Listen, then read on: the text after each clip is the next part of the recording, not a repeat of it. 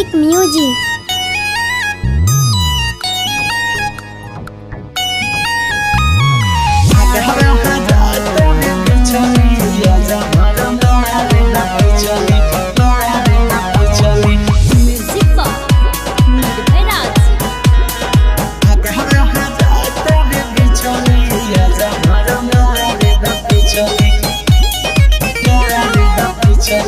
Recording by Sandhya Studio। रोज के लत बड़ तू ही धरवले होता नहीं बरदास हो, कैसे मनाही मन बोल ये धन फीलिंग कर ये सास हो, करना तेरी कहतानी बेरी बेरी हम रस जवनिया के सिचली आज भर मार द पिछली आगावा जहाता रे बिछली आज भर मार द पिछली आगावा जहाता रे बिछली आज भर मार द पिछली।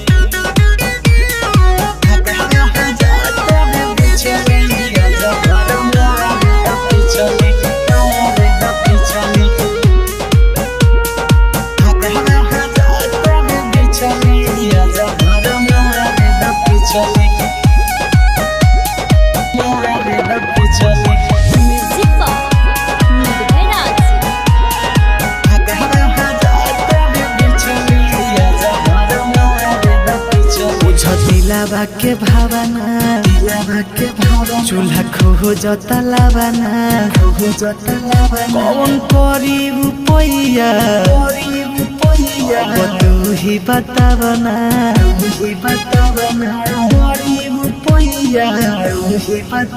बुझ दिलावा के भावना चूल्हा खो जता लावाना कौन करी रुपैया बतावना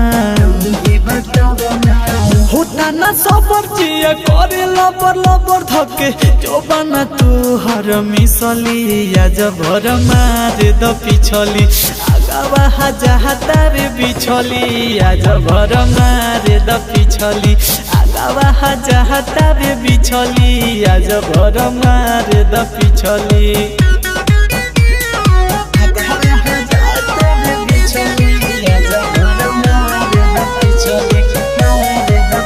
Recording by Sandhya Studio।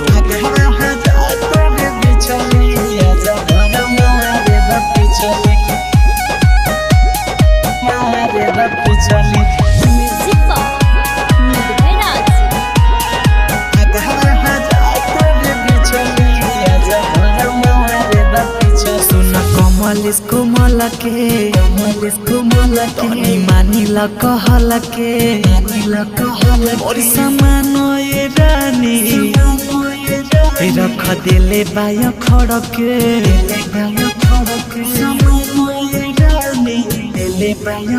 सुन कोमल के मानी ल कहल के और समान ये रानी रख दिले बाय खड़ के